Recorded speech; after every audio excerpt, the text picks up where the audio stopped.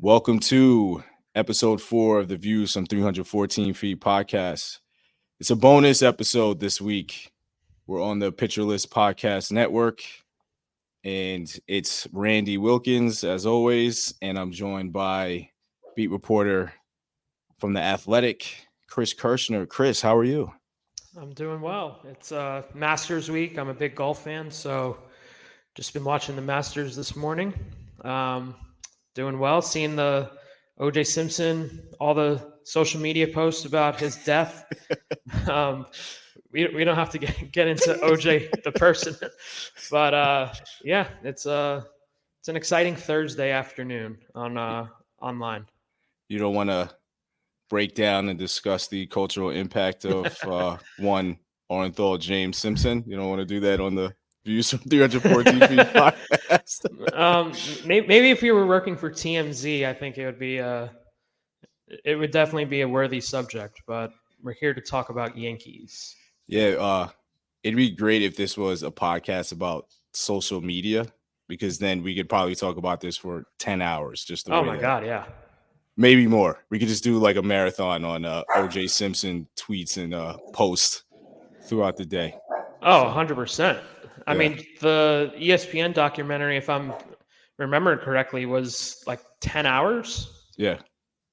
So, yeah, I mean, it was either 5 I think it was 10 because it was 2 hour. It was 5 2-hour episodes. Right. So, yeah, we can go for days on that subject alone. Yeah.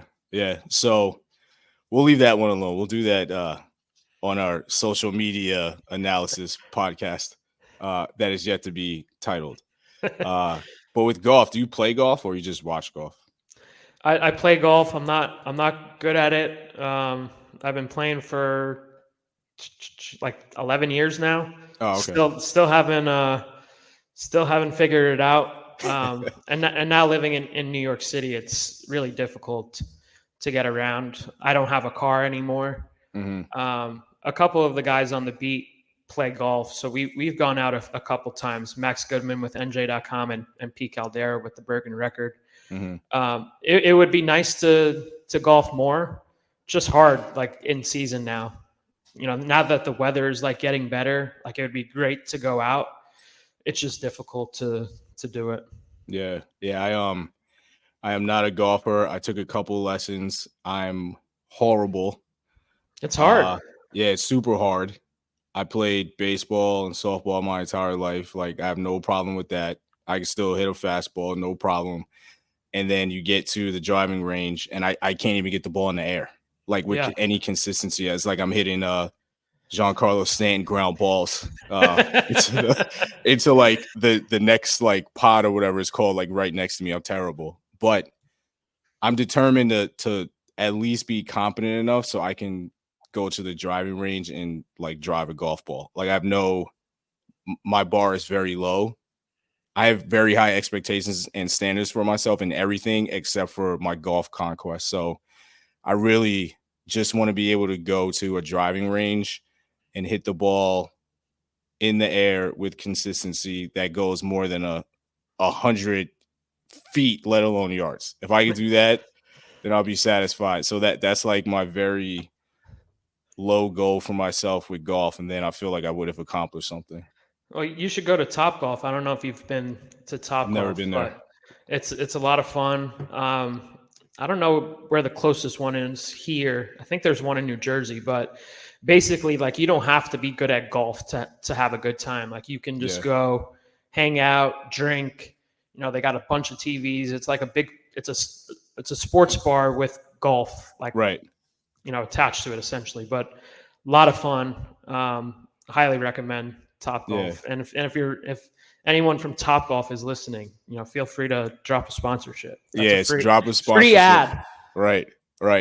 Drop it quickly. We would be greatly appreciative. All right. So it's Masters weekend. It's also another weekend for the Yankees. They're going to go to Cleveland. We'll have a quick Cleveland Guardians preview towards the end of the episode. But we decided to hop on and do another one just because we acknowledge and understand that because it's weekly, a lot of games pass by, and we want to make sure that we're as up to date and giving as much insight as possible and trying to keep up with the schedule as much as we can. So we've heard you. We're here. We'll talk about the Marlins series and some things that we've noticed and some things that are beginning to look like trends early on that go beyond just the Marlins series, but the first however many games they've played. 13. Is that where we're at? Yep. So we'll get into that. We'll talk about, we won't obviously recap the Marlins games, but we'll just talk about what we've seen and some of those insights like we've been doing in the previous episodes. So with that said, it feels like, at least today, one big topic of conversation. I understand why, just because of the situations that he was in with big opportunities to either win the game or give them a lead once they were down against the Marlins yesterday, Wednesday, is Aaron Judge. And since the beginning of the season, people have kind of expressed concern. There's always the is he hurt question because he had the ab thing in the end of this at the end of spring training. So it all feels natural. It feels reasonable to ask these things or question it. I personally don't think there's an issue. I think he's just not. I think he just missed some pitches and feels like in between in some at bats. That's like my very quick analysis of what's going on. But you've seen him. You've been around him. You've been around the team, obviously. Do you think that there's some underlying issue? Do you think that there's an injury that he's keeping away from people? What is your impression so far from what you can gather with Aaron Judge so far?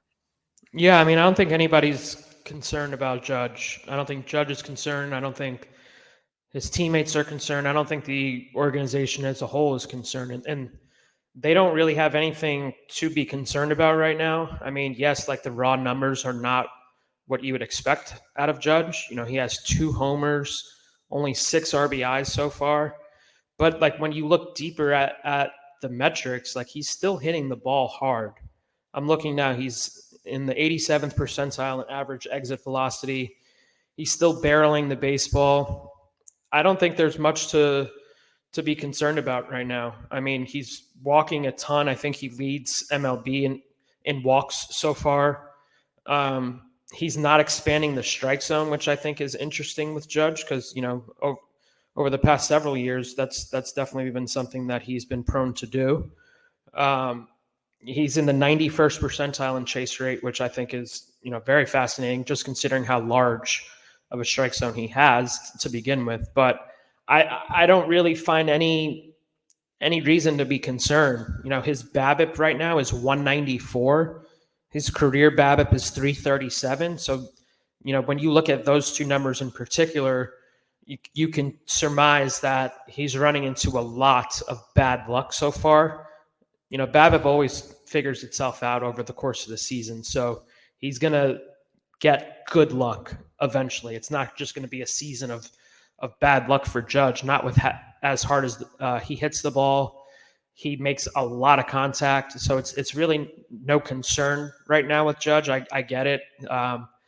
He hasn't had any results, but I think it's fine. If anything, if you want to point to something, I know Boone said in spring training he was mid-spring beat up. Maybe that's lingered a little bit with the results, but he missed, I think it was 8 to 10 days of spring games where he wasn't, seeing pitches.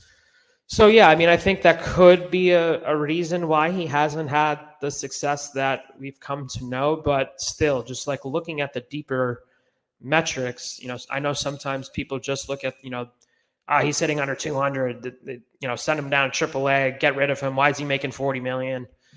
It's really not that big of a deal right now. I'm not concerned. Yeah, I'm not concerned in the slightest. I mean, I think it's just, in many ways, it's just baseball. I mean, he has a 367 on base percentage. He has a 127 WRC plus. He's still making an impact. I know that a couple of people talked about the last 2 games just because of the situations, but if you went to the last 7 games, his OPS is over 1,000. I mean, it's just this just feels somewhat some of it's small sample size theater. Some of it is when the at-bats and the type of at-bats he's having, like last night when he could have won the game, essentially. And I think if he was really producing at the level that we are accustomed to, he would have come through. It's just he just didn't. He's not like in one of those like real big hot stretches, but he's being productive. And I think the big thing for me is the one that you pointed out with the chase rate. It's just really impressive that he's not pressing, he's not doing more than he thinks he needs to do. I think it's a reflection of the overall philosophy and approach of this team overall so far. And I'm curious, as you were speaking, something popped up in my head, and I don't really have any evidence for this. I don't know if there's like any data. I'm sure there is. We'd have to like kind of dig into it a little bit. But I do find it interesting, and I think it's something that I've noticed. I don't know if it was yesterday or the game before.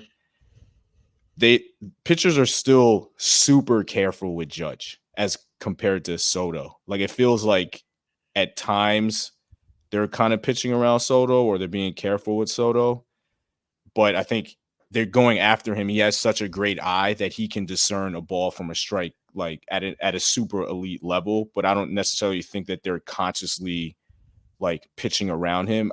There's still at bats where I feel like some pitchers don't want any part of Judge and they'll just walk him and like let him get on base and go after Rizzo. Now, part of it might just be because Rizzo's not hitting well. And Judge doesn't have as much protection at the moment, and we'll get into Rizzo in a second. But it feels like just from the eye tests that pitchers are still super conscious of Aaron Judge, even though he's not hitting like a home run a game. But I remember one or two at-bats in the Marlins series where it was obvious that they were like, I don't want any part of you. You can just go to first base. Like this is an intentional walk. And to his credit, I guess because of 2022, he knows when somebody's not really trying to challenge him, and he's taking his walks and he's passing the baton. So all those things just feel like good signs. He doesn't seem hurt. He's playing center, he's playing it fine. Like it just feels like he's not slugging yet. And that feels like the only thing that's not there at the moment. Yeah, no, I think you're right. When you were talking, I looked it up, and you are right. So far, Judge is seeing 37.2% of pitches inside the strike zone this season, and that's down from 40.1% last year. So, yeah, I mean, it definitely seems like they're being cautious with him. And like you said, I think that could also be something that, Stanton is still, coming off of 2 bad seasons. Right. Probably would rather take their chances with Stanton. Rizzo, who we're going to talk about in a second, not playing well at all. So, yeah, I mean, like I think if I was an opposing pitcher and I have to deal with either Judge or Stanton or Rizzo, I'd rather take my chances with those 2 guys than Judge, who is the best slugger in Major League Baseball. Even though he doesn't have the numbers right now, he is still Aaron Judge. Right. Yeah, and I feel very confident saying I don't know when. I'm not going to like play the prediction game in that sense, but there's going to be a time when Aaron Judge just goes off and then everything numbers related shoots through the roof, and then that'll be his baseline for the rest of the year. I mean, I understand why people talk about him, and I think that it's not necessarily from a place of contempt. I think they just want to see Aaron Judge go off because he's Aaron Judge and there's so much put on his shoulders. So I understand the conversations that people are having about him, but I have absolutely no concerns about him. He's going to be just fine. I mean, I think once he gets going and Soto is going at the same time, it's just going to be like an insane period of baseball for the Yankees. So neither one of us have concerns, but moving on to Anthony Rizzo, again, early, but there are some things where I think some questions can legitimately be raised about his performance, because it's not just like offensively. It just feels like overall he's playing in a slower gear than everybody else at the moment. So what are your impressions of Rizzo? Do you think that there's any real cause for concern? For me, it just looks like he's playing slower than everybody else just across the board. So What do you think of Rizzo? Yeah, I mean, if you wanted to talk about it statistically, I'm looking at it now. Last year, he was running 24.7 feet per second. This year, it's down to 23.3. So, like, yeah, he's like statistically moving slower. He's in the second percentile in sprint speed this year, which is Oof. that's awful, Yeah. awful. Yeah. I mean, he's slower than Stanton. Yeah. But yeah, I mean, it's not even just offense with Rizzo. I tweeted it last night, but like he's looked shaky in the field too. Yeah. You know, he bobbled the ball in Wednesday's game against Miami. Didn't come up with a scoop from Volpe, threw one like low in the dirt.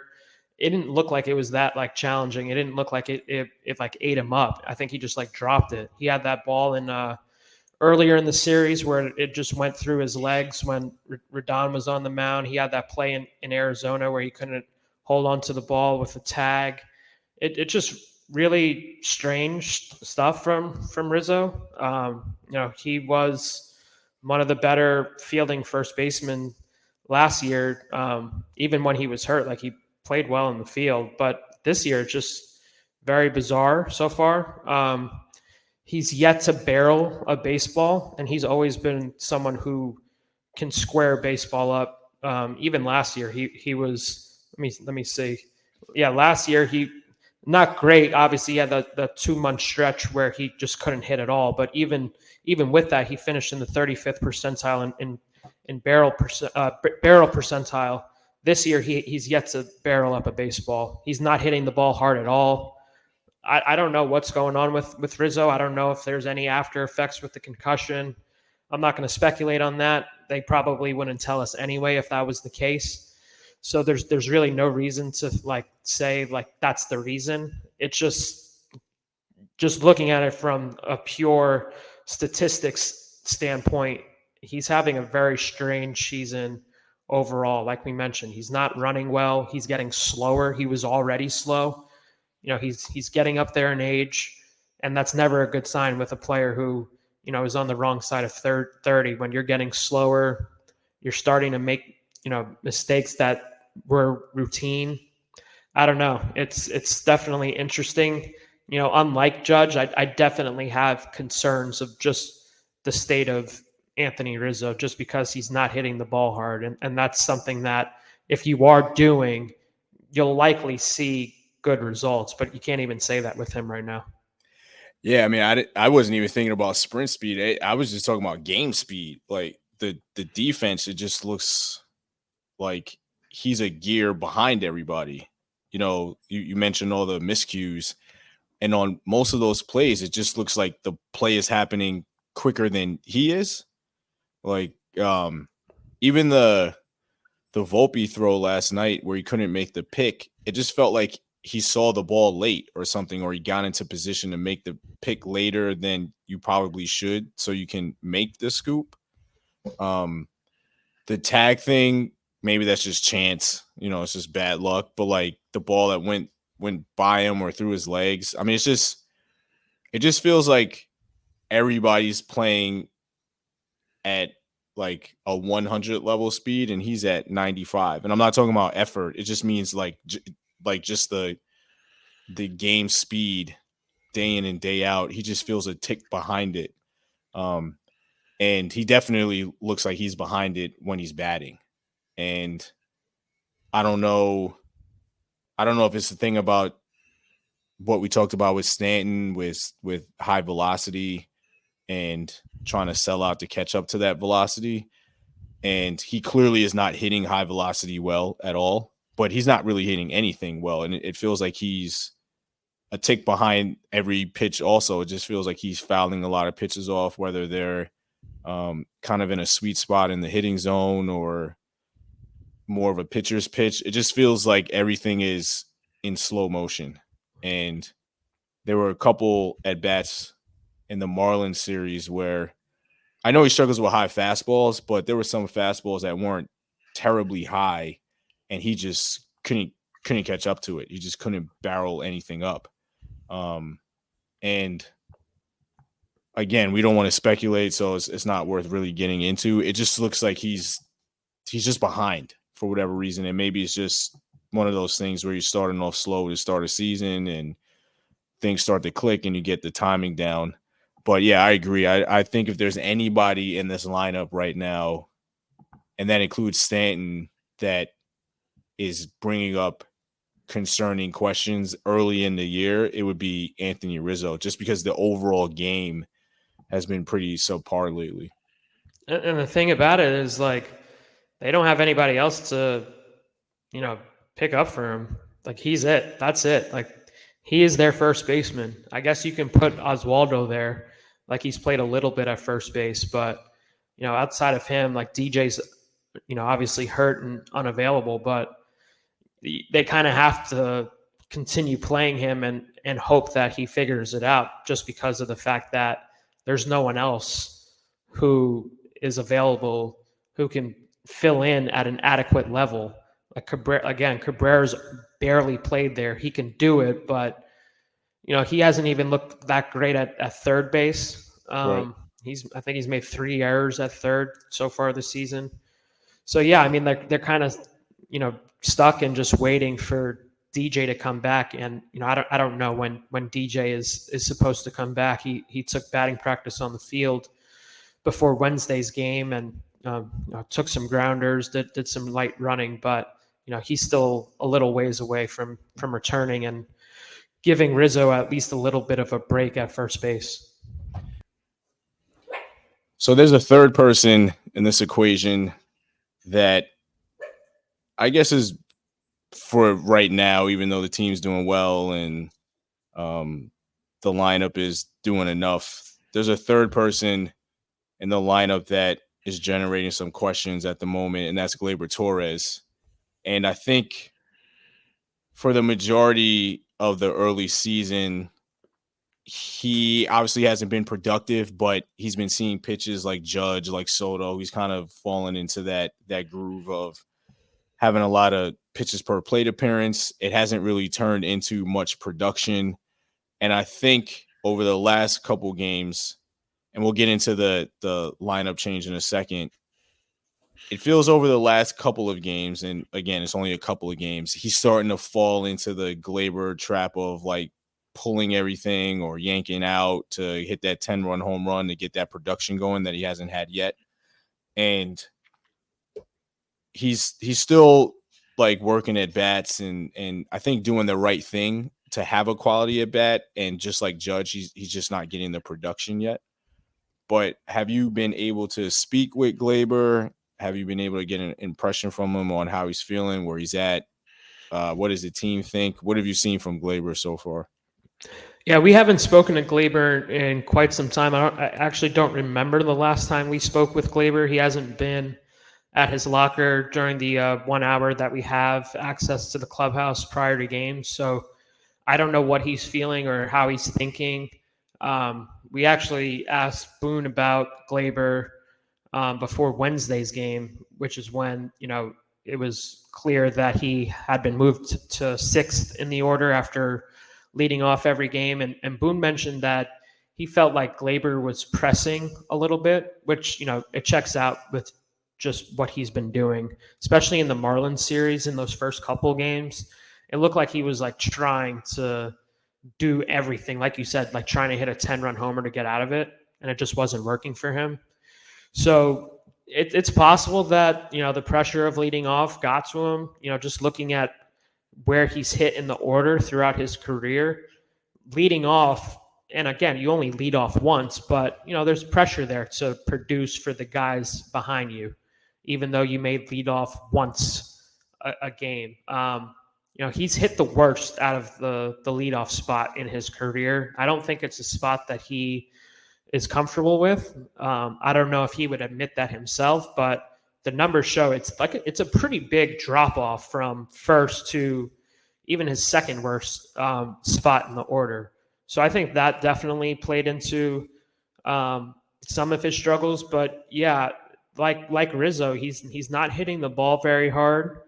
His barrel percentage is 2.5% right now. His hard hit rate, he's in the 10th percentile, not getting really good contact. I think what's encouraging for Gleyber is, you mentioned, like he has been seeing a lot of pitches per plate appearance, which is nice. He's not expanding the strike zone. He is walking, so he is doing some productive stuff at the plate. But you would like to see better results. He's just not making quality contact right now. I mean, like a lesser version of like my concern with Judge. I mean, like I have no concern with Judge, but I do have a little bit concern with Gleyber. He was really spectacular last year, but we haven't really seen anything out of him so far this season. No slugging, just hasn't been getting extra base hits. Even when he's made contact, it's been kind of weak. So I think for him, if he's able to get back to what he was doing last year. He changed his approach a little bit with going to a toe tap approach to prioritize contact. He still has that this year a little bit. But for him, if he's just making solid contact moving forward, I don't really have that much concern with him. But, it has been a little disappointing just coming off of last year. And even for him himself, maybe he has the thought of, a payday coming for him. He's a free agent in the offseason. Sometimes you don't know how that affects players because he is going to hit free agency at the end of the season.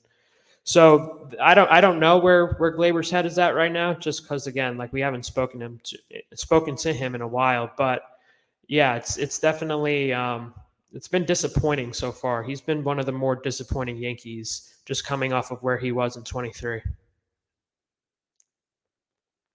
So let me ask you a question, because you bring up something that I think it's interesting and maybe something that's kind of going under the radar, especially because there's so many people that always call for the Yankees in particular to be more contact conscious, and they got to add more contact guys to balance out the lineup. And I'm not trying to downplay the importance of making like quality contact, but I also think that drum is beat a little bit too hard and too much.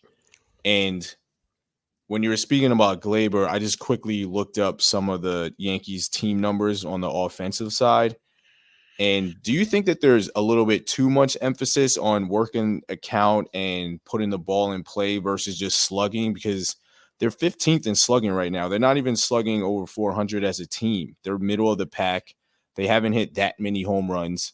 And ultimately, they're a team that's built on patience, but they're also a team built on power.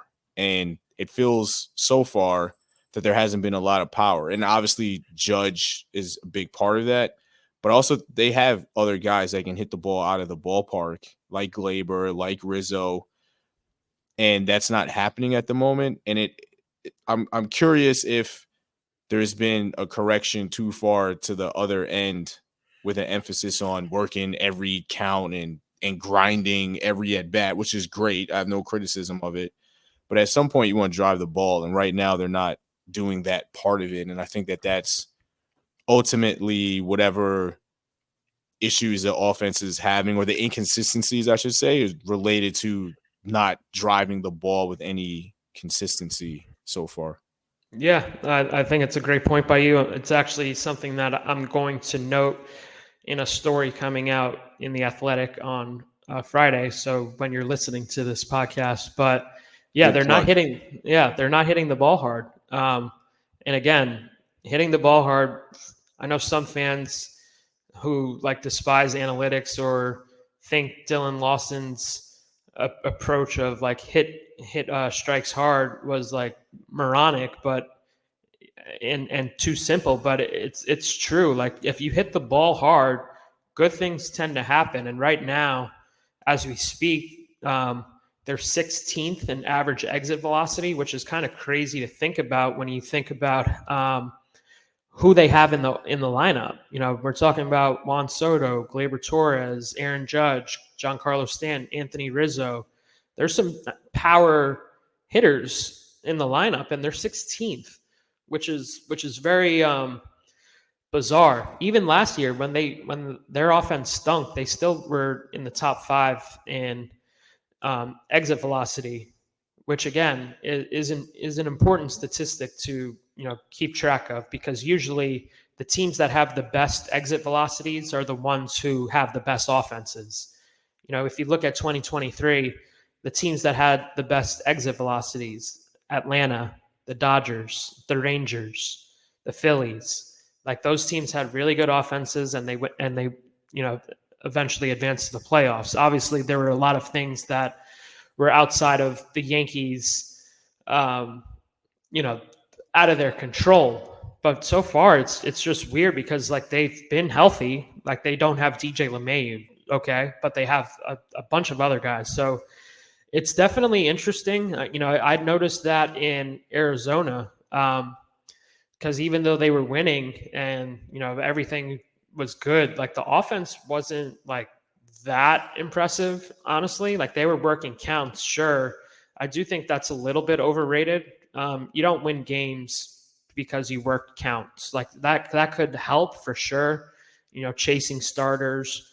But that was a good strategy, like, back in the day, like when we were growing up. Like, now, Right. you chase the starter. The starter goes 5 innings. Guess what? You have like 6 guys in the bullpen who are throwing like 100 miles an hour, or they have like one pitch that is just like unhittable. They have a slider that moves like 25 inches. Right. So it's like it's not that great of a thing to be patient. You work your count, whatever, get walks like that. That is like nice and stuff, but the way you win games, especially offensively, is hitting home runs, because it's hard to score. Pitching's really good, and you win games because you hit, 2-run homers, 3-run homers, grand slams when that happens. Like, that's how you win games. So it is definitely interesting to see the approach that the Yankees have had offensively, because I don't know if it's something that they're preaching behind the scenes of, let's prioritize contact, let's get singles, let's move the runner over, let's bunt. They're not bunting, but just to make my point, it is interesting though, just seeing the approach that they've had so far through 13 games. I'm sure someone will listen to this and yell at their phone or computer or headphones hearing that home runs win games, but that is absolutely the truth, and the Yankees need to do a little bit more of it to have a more impactful offense. So we hit up the lineup. We hit up some players in the lineup. After the break, we'll talk a little bit about the pitching. We'll be back after this break. Welcome back to the Views from 314 Feet podcast on the Pitcher List Podcast Network. It's Randy. It's Chris. Bonus episode. Hopefully we can get some more weeks in where we have 2 episodes a week, but we will see. Chris has a crazy schedule following the team, so we got to go off of that. But we're here. So one person that we wanted to talk about on the pitching side is Carlos Rodon, who it feels like is turning a corner in his Yankees career. Obviously, last year was a disaster. This year has gotten off to a much better start. He's obviously healthy. He's been able to make all of his starts. He's been pretty good, I would say. He's definitely been better than what he was last year. And you wrote a piece, Chris, on Carlos after his start on Tuesday. Can you tell us a little bit about that, what you found out, and what was in that piece? Yeah, I mean, so for Carlos's career, he's primarily been a 2-pitch pitcher, fastball, slider. I know there was a lot made out last year about like, he can't have success as a 2-pitch pitcher. It doesn't work. He needs to develop a 3rd pitch. I mean, I would push back on that some. You can be successful and be a 2-pitch pitcher. Spencer Strider is one of the best pitchers in all of baseball, and he really only throws fastball, slider. That changed a little bit, I believe, this season before he got hurt. But you can definitely be successful throwing 2 pitches. For Carlos, though, coming into the season, he felt that just with where he pitches in Yankee Stadium for a majority of his starts. He's coming from a team in San Francisco where Oracle Park it's a hard place to hit the ball, and he feasted on throwing fastballs away from righties, up and away from righties, and they can poke it to right field, and it's not going to go. It's not going to leave the park. If he throws a fastball to righties in Yankee Stadium and they poke it to right field, yeah, it's probably going to be a home run. So that's a big difference for Carlos moving from San Francisco to New York. So he's in spring training, he worked on developing a cutter. A cutter helps a left-handed pitcher. If they throw that pitch and it gets inside on righties' hands, they're likely going to have weak contact on the ground. Being a fly ball pitcher in New York, you can make it work for sure, but it's way better if you're a ground ball pitcher. He's not going to become a predominantly ground ball pitcher, but having that in his arsenal could definitely lead to better results for him. He worked in his cutter and changeup specifically against the Marlins more than he's ever had in any of his starts. It ended up being his best start as a Yankee so far. I think what we've seen with Carlos has been encouraging. I think regression is coming, though. He has a 1.72 ERA right now. His FIP is 4.55, which means that the results that he's gotten so far have been good, but I don't think the deeper analytics love with what they've seen so far from Carlos. He hasn't been striking out guys that much. He ranks in the 33rd percentile in strikeout percentage, which is interesting when you look at what he was with San Francisco. Both those years in San Francisco, 95th percentile in strikeout percentage, 96th percentile in strikeout percentage. He just hasn't been a strikeout pitcher with the Yankees. And that's not really that great of a sign for Carlos, especially when you look at him for the next 4 years that he's under contract. I don't know how well he's going to age if he's not striking out hitters. So that's definitely something to note. And like I said, the deeper metrics would suggest that regression is coming for Carlos. Obviously, if you're a Yankees fan, you hope that comes, when Garrett Cole is back. So, there's one more pitcher in the starting rotation who can cover for that. But right now, from what he was last year, it has been a positive trend to have Carlos do what he's been doing in his first 3 starts. Yeah, not only is he down on strikeouts, he's down on whiffs. He's not getting a bunch of swing and miss either on these pitches, which is it's interesting. We talked a little bit about this before we recorded, but much like on the hitting side, where it feels like there's been an emphasis on contact and patience at the plate and pitches per appearance and grinding at bats, which again is not a bad thing, but it needs to be coupled with power.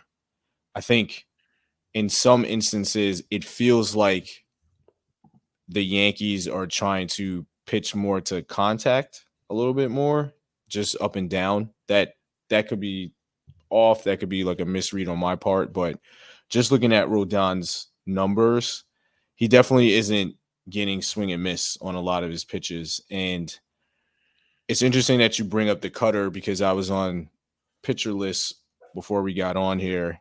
And if you have pitcher list plus their premium option, which I suggest you all get if you're into that type of thing, they offer PLV, which is pitch level value, and like really detailed, really great breakdown. And this is similar to Pitching Plus. So if you know Saris's Pitching Plus, this is Pitcher List's version of that. And it's on a 0 to 10 scale, so people know 0 to 10. 5 generally is like the average. Above that is great. Below that, not so great. And I was looking at the profiles of Carlos's pitches, and it's interesting because his fastball is actually better last year than it's been so far this year. and his slider is better this year than it was last year. But the thing that it feels like is kind of balancing the two things out and is giving him success so far is the cutter. And he basically didn't throw a cutter, as we know, before, and introducing that has, I think, has made an impact, because I think if you take the cutter away, he probably isn't pitching as well, because it just feels like he's not getting swing and miss on any of his pitches, really. And the profile of his fastball is dipping a little bit. Part of that's velocity, part of that's the break, et cetera, et cetera. You can go down that rabbit hole if you like. But according to PLV, the cutter is kind of making the difference. And it's not like a totally above average pitch yet, but it's doing well enough for him to kind of neutralize righties, especially. So as the season goes on, I'm curious if the fastball performs better. And if it doesn't, I wonder if the cutter will keep getting better and becomes that really legitimate third pitch for him to kind of offset whatever dipping quality he has with the fastball. Because it also feels like he's not locating the fastball where he wants to all the time, just by the eye test. I'm not going by anything that I've looked up. But I'm curious if his cutter can get better the more comfortable he is with it, and kind of couples with that fastball to help him kind of address the things that you're talking about, just in terms of FIP and what the metrics are saying underneath all of the results that he's getting. Yeah, I'm looking at it now. He's actually given up 0 hits against his cutter. So far this season, opposing hitters are hitting 286 against his fastball and 333 against his slider. So not necessarily great numbers. Yeah. I will be interested to see, as teams get more film on his cutter, because obviously everybody adjusts. Right. You get more film on a guy because he hasn't thrown this before this season. So it's a new pitch. He hasn't thrown it a lot. So I am interested to see over the course of the season if he's still going to have good results against his cutter as teams get more film on it. They can understand how it moves. They can understand how it looks paired with the fastball and his slider. So that's something to note as well with Carlos's cutter. Even though he is getting good results so far, it is important to note that it is a new pitch, and teams are still learning how it plays. Yeah, I wonder if that's when the changeup pops up more, because I remember, I don't know if it was last year or the year before, maybe it was last year, Garrett Cole, there was a stretch where he threw a lot of cutters, or he threw a lot of changeups, and it was working, and then people started catching up to it, and then he went to the cutter, and the cutter just kind of made this huge difference for him. I don't know if I have the sequencing right. Yeah, the cutter made a huge difference for him in the second half of last season. Right. Okay, so I had it right the second time, I guess. That I remember him throwing a lot of changeups early in the season, and I was like, "Oh, that changeup's nice. It's going to be filthy with it." And then it wasn't working, and then the cutter popped up, and then it was just Garrett Cole's going to win the Cy Young, basically. You know what I mean? It was just the race is over as long as he stays healthy. And I'm curious if Carlos kind of has a similar trajectory, because his changeup is performing a little bit better than his cutter now that I'm looking at it. He just doesn't throw it as much. Mm-hmm. So I'm curious if what you say, or what you said, comes to fruition in terms of people adjusting to the cutter. I wonder if he starts bringing out the changeup a little bit more, because while I agree that you don't necessarily need 4, 5, 6 pitches to navigate lineups and be successful, I think Rodon does. I think 4-seamer or slider in the AL East isn't going to really cut it, just because some balls are just going to accidentally go over the fence if somebody makes good contact, just with the stadiums that they play in and the teams that they play. So I'm curious if there is something for Carlos to lean on if people do start adjusting to the cutter, and if that will be the changeup moving forward. The changeup looked nasty against the Marlins. Yeah. There was I think it was the first inning, he struck out Josh Bell. I think he used cutter, changeup only. And if he can locate those pitches where he wants, I think he'll have success. Last year, he just couldn't locate anything, and that led to him being awful. So for Carlos, even though his he's not registering swing and miss, if he can just be a pitcher and just locate his pitches, I do think his stuff is good enough to be successful. It's just a matter of commanding his pitches, which he wasn't able to do last year. And so far, he has been able to command his pitches much better than what he did last season. And that's partly why he's had success so far. So I am interested to see if he's able to carry that over moving forward, because, like we just mentioned, the lack of swing and miss is definitely something to be aware of, especially for a starting pitcher, because you want guys who strike out opposing hitters. Because if you're inviting contact and you don't have Garrett Cole command, you're inviting trouble. So it's going to be interesting to see what happens moving forward, because it's only been 3 starts. So let's talk about the pitching staff as a whole, because it seems that there isn't a strikeout guy on their staff right now. I mean, it just feels like once Garrett Cole was sidelined, they haven't really found a guy either in the bullpen or in the rotation that you can rely on to get a strikeout with any type of consistency. I know the bullpen, they don't have strikeout guys right now. It's a lot of contact guys. I think they're guys that have the stuff to do it. They're just not getting the strikeouts. But it's just an observation that I've kind of come across since we've been paying attention to the games. I don't know who the strikeout guy is on the staff right now. Do you know who that is? I can't name one. I mean, I think Nick Birdie could be that out of the bullpen. He, his stuff is nasty. Luis Heel, just based off his stuff, is nasty. He does have problems commanding the ball. I don't think Luis knows where the ball's going most of the time. That's not a knock on him, because I think he's electric. But yeah, like, they don't have that guy right now who's the strikeout guy like Garrett Cole is.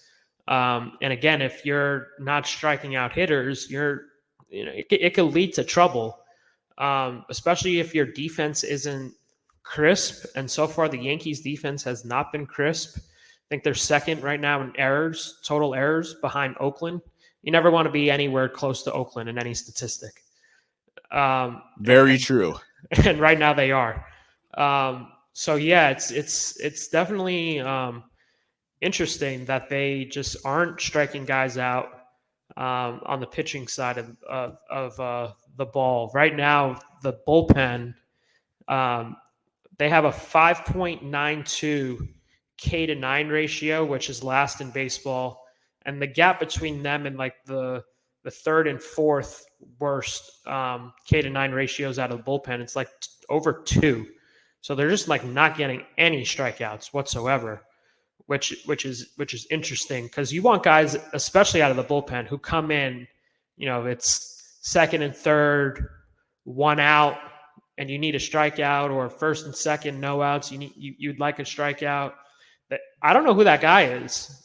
Who can they call out of the bullpen to be like, all right, we need a strikeout here, and then let's get a double play and get out of this. I don't think they have that right now. I don't know if they have that even when everybody is healthy. Guys in the minor leagues, that player doesn't really exist right now, which is going to be very, very interesting to see if they upgrade at some point around the trade deadline to get someone who can register a couple of strikeouts. Even in the starting rotation, they just don't have that right now. So yeah, it's something to note for sure in the early part of the season. Chris, how is this team 10-3? All we've been doing is like pointing out. Well, they've gotten a lot of timely hitting. Yeah.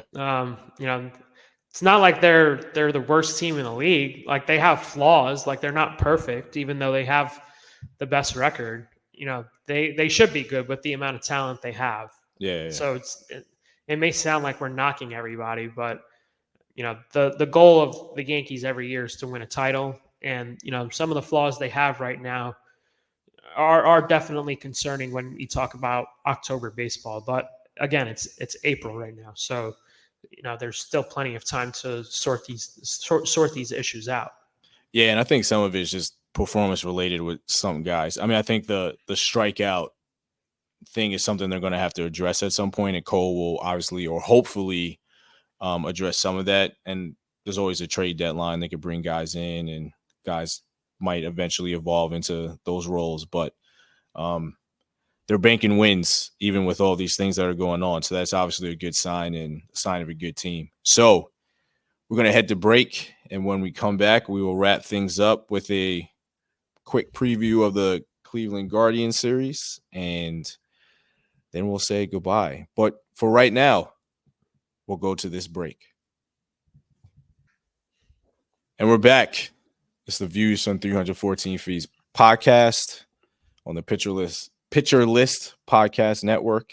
I always mess that up. Nick always yells at me. It's Pitcher List, not Pitchers. Pitcher List Network, Podcast Network.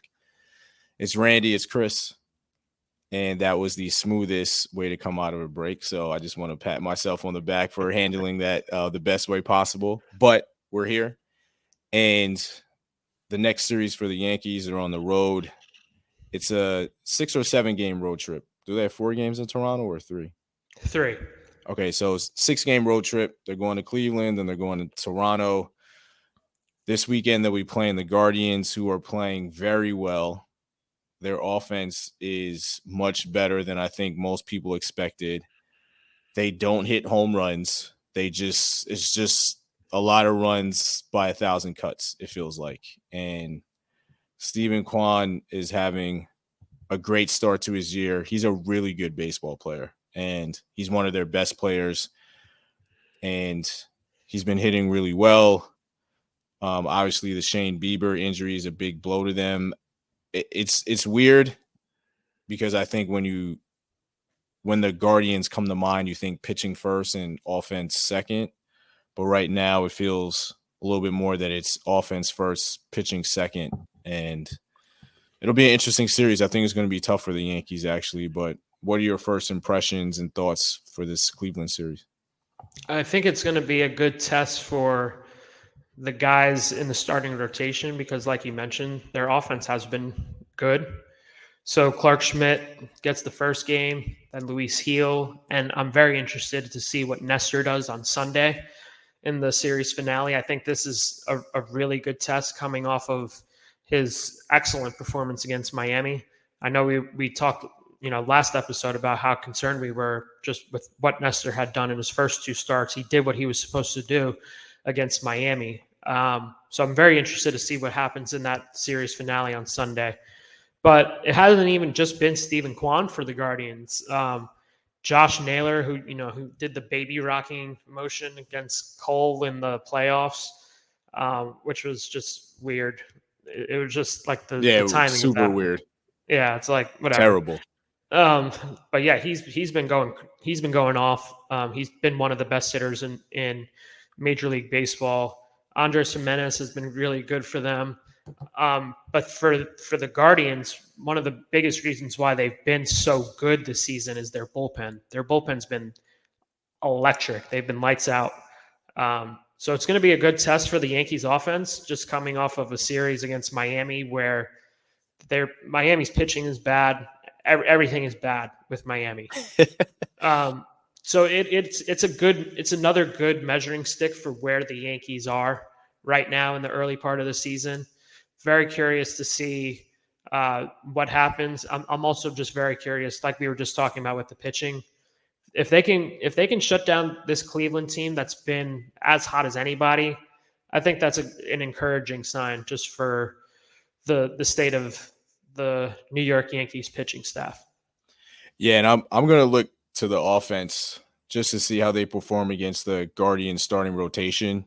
They're facing Cookie Carrasco, then Tristan McKenzie, and then I believe it is LT Allen who I know absolutely nothing about. To be totally honest, I I don't can't know help you who. there. Yeah, LT Allen. When I saw that's the first time I've ever heard of LT Allen. So, no idea how that start will go. That he's matched up against Nestor on Sunday, but I think that there's an opportunity for the Yankees offense to get going against the starting rotation. And I'm a big fan of Tristan McKenzie.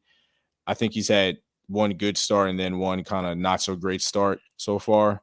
He pitched well against them before he got hurt last year. He was really good against them. I remember that start. And he'll be a nice test, but I think there's an opportunity for the Yankees to do some damage early on before Cleveland gets to that bullpen. It's just, can they put up enough runs to kind of keep up with this new Guardians offense?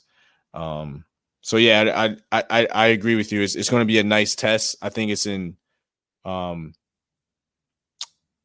kind of an underappreciated test. I know that they have a good record, but I think if we went into this season, the Guardians wouldn't be necessarily at the top of the list of people that you would think in early April would be a nice measuring stick for the Yankees to measure themselves against. So this is a nice surprise, and I think it's going to be tough. I think it's going to be a really good series, but I also think these games are going to be tough for the Yankees. This isn't going to be like the Miami series in any form or fashion. And then also they have Jose Ramirez, who's a known Yankee killer and someone that they're going to have to account for in every single at bat. And I think you mentioned the Yankees pitching, and we talked about the lack of strikeouts. I'm not sure that this is a great matchup series-wise for the Yankees pitching, just because they haven't been able to get strikeouts. And the Guardians, as an offensive profile, their thing is making contact and getting on base and being aggressive on base. And to that point, the Yankees catchers have not done well against the running game so far. Jose Trevino in the game yesterday did not have good throws. Austin Wells, obviously, that's not his strong suit as well. And I'm very curious to see how aggressive the Guardians will be once they get on base and how they try to take advantage of the Yankees on the base paths. Obviously, they'll be aggressive if a ball is in play, but also just stealing bases and kind of creating some chaos. I think that there's a avenue there for them to really take advantage of the Yankees. And again, that goes back to the Yankees really needed more strikeouts out of their pitching staff, so they're not in those situations. So it's a very interesting matchup for an early April series, and I think it's kind of fascinating to see how it's all going to play out. No, that's a good point, especially with the running game. It's not something I considered, but yeah, they can run a bit on the bases. We probably don't have time to talk about Trevino now, but maybe in a future episode. But yeah, it's been a weird season for him. Yeah. His arm is just, I don't know what's up with his arm. I was looking actually before we got on. He has the weakest arm right now in Major League Baseball. From catchers, I don't know if that's wrist related. He had surgery on it last year, like you mentioned. Austin Wells, that's not his strong suit. They could definitely take advantage of the Yankees on the base paths. I'm curious to see if that's going to be a major factor this weekend. Yeah, it's going to be great. I hope everybody will tune in to the series if they can. Hopefully the Yankees will take that series as well and continue this great start to their season so far. So that'll wrap up this bonus episode 4 of the Views from 314 Feet podcast. We will have another recording on Monday and drop on Tuesday. We're available on all of your favorite podcast platforms. We're also on YouTube. Going to try to get some fancy graphics so it's not just these 2 boxes and our names on it, but we're working on it. I'm working on it. Figure something out for the YouTube crowd. So you can subscribe there as well.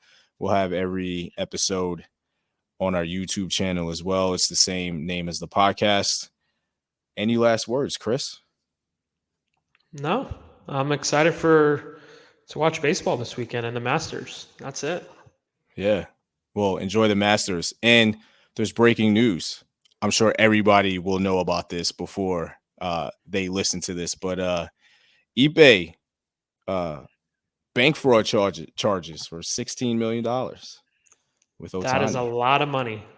It's a lot of money. I think I got that right. I was just glancing at it as we were talking. So I believe it's $16 million. So that story continues to go on. It's not Yankees related, but it's baseball related. So I felt like it was my responsibility to tell you something that you'll know about by the time that you listen to it. But we're doing it anyway. So we hope that you guys have a great day, a great weekend. Enjoy the games. We will be back on Monday, and the podcast will drop on Tuesday. The YouTube video will drop on Monday. Have a great weekend, and we will speak to you next week.